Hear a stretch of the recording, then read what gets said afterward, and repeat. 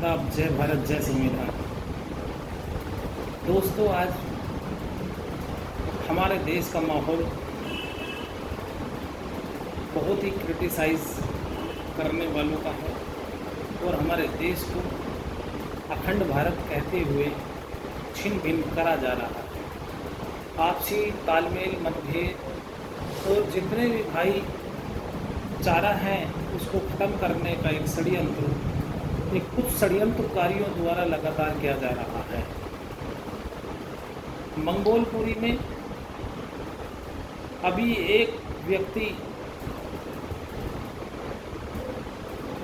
बोलता है, उसकी वीडियो शाया होती है कि देखो मैंने इतनी ताकत है मेरे में, केले में, कि मैंने एक मस्जिद को तहस नहस करा दिया, कर दिया। यानी कि ये सरकार कुछ षड्यंत्रकारियों के इशारे पर चल रही है, जो सड़कों पर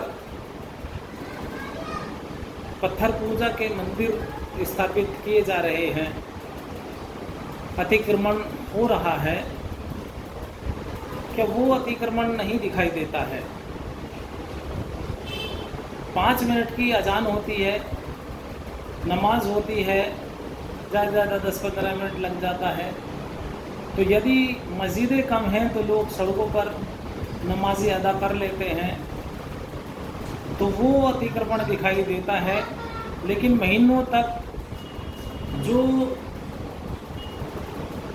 सरकार के कर्मचारी भी लगाए जाते हैं, सरकार उसमें खुद इन्वॉल्व हो जाती है और ढोल नगाड़े नहीं, पूरी तरीके से डीजे यानी ध्वनि प्रदूषण किया जाता है।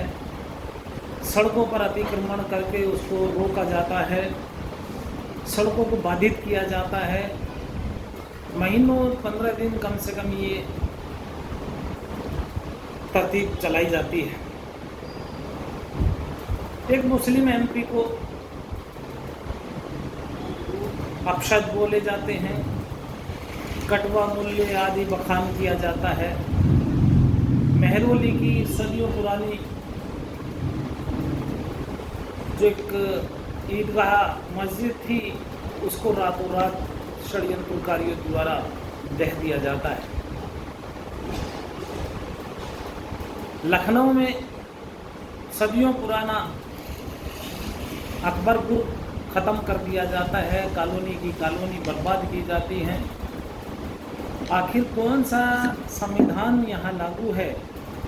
भारत देश में कौन सा कानून चल रहा है? आज आए दिन मर्डर हो रहे हैं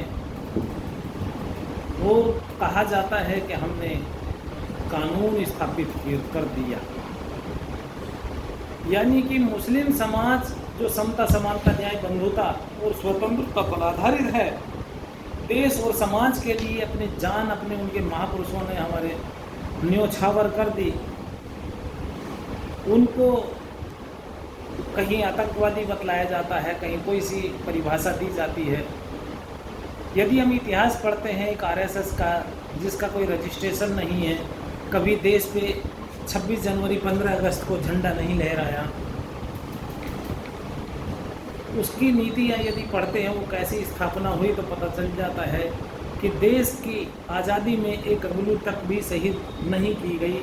और ऐसे लोग आज पूरे देश पर षड्यंत्र रचने पर लगे हुए हैं।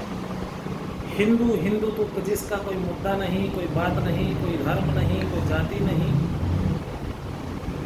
हाई कोर्ट से भी साबित हुआ, सुप्रीम कोर्ट से भी, और महापुरुषों ने इसकी पूरी तरीके से तफसील की। कोई ग्रंथ में इसका नाम नहीं। चलिए, वो विचारधारा लागू की जाती है, लेकिन आपस में वैमनस्य क्यों? सवाल उठता है, वैमनस्य क्यों?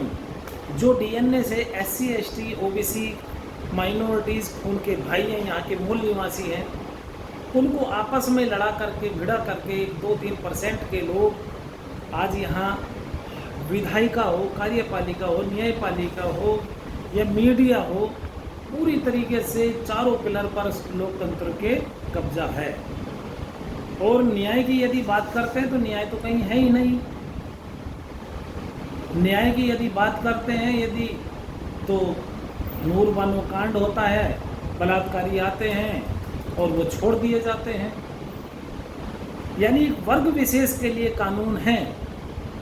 और अभी चुनाव हुआ या कभी भी कोई कार्यक्रम हुआ, बाबा भीमराव अम्बेडकर साहब को हरा दिया गया उनकी कम्युनिटी ने, लेकिन वो कम्युनिटी जो समता, समानता, न्याय, बंधुता और स्वतंत्रता पर आधारित है, उन्होंने ही उनको जिता करके पार्लियामेंट भेजा। आज पार्लियामेंट में बाबा साहब की जो स्टैचू लगाई जाती है, वो समाज को बतलाते हैं, उंगली इशारे से बतलाते हैं कि सब मेरे समाज को यहाँ नहीं बैठना है। जो सबसे बड़ा मंदिर है लोकसभा, संसद, वहाँ पहुँचना है। विधानसभा, वहाँ पहुँचना है। न्यायपालिका, जहाँ जजमेंट जुडिशरी होती है, वहाँ बैठना है। कार्यपालिका, जहाँ प्रशासन चलाया जाता है, वहाँ बैठना है जा करके। यानी शिक्षित होना है, संघर्ष करना है। आज हमारा समाज कौन सी दिशा में जा रहा है?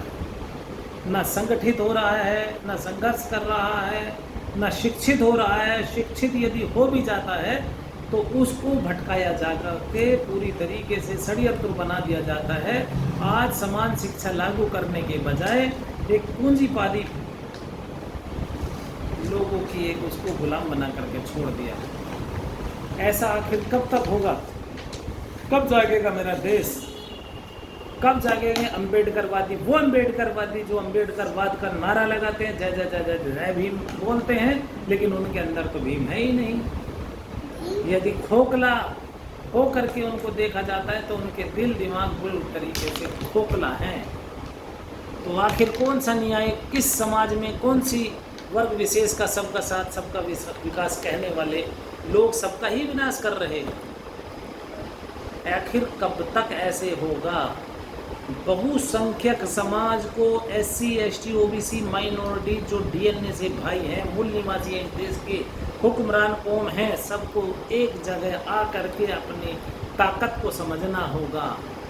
उस मुट्ठी को बना करके रखना होगा, उंगलियों में नहीं बटना कि इधर भागे इधर भागे इधर भागे इधर भागे। ठीक है, उंगलियां हो सकती है, परिवारों में 5 भाई होते हैं, 10 होते हैं, 2 होते हैं, सबकी विचारधारा, लेकिन हमेशा एकजुट होना है। जो अम्बेडकरवाद पे बात करेगा वही देश पे राज करेगा। अपने पैरों में जूते भले ना हो हमारे, लेकिन हमारे बच्चों के हाथों में किताबें जरूर होनी चाहिए। 1000 तलवारों से ज़्यादा ताकत एक कलम में होती है। शिक्षा शेरनी का वह दूध है जो इसे पिएगा वही दहाड़ेगा। दोस्तों, आज हम लोग बटे हुए हैं और वो मानसिक गुलाम हो गए हैं। उस मानसिकता को तोड़ना होगा हमारा देश, वरना आज देख लीजिए, चाहे कान इधर से पकड़ो चाहे इधर से पकड़ो, पकड़ा जा रहा कान ही है। लेकिन जो दिल है, दिमाग है, वो कहीं भी पूरी तरीके से सुरक्षित नहीं है। यानी हमारा देश, हमारा जो बहुसंख्यक समाज है, वो सुरक्षित नहीं है। लोग हम लोगों को ऐसे उकसा करके ऐसे बयान जो 2-3% के 1-2 कुछ षड्यंत्रकारी होते हैं और वो मीडिया में ऐसे प्रचलित होते हैं और सरकार उसका साथ दे रही है। वाह, कौन सा न्याय हो रहा है? कौन सा देश चल रहा है? बतलाइए। हमारे देश को बहुत ही अच्छी तरीके से सोचना और समझना होगा, अपने देश को बचाना होगा। जय भारत।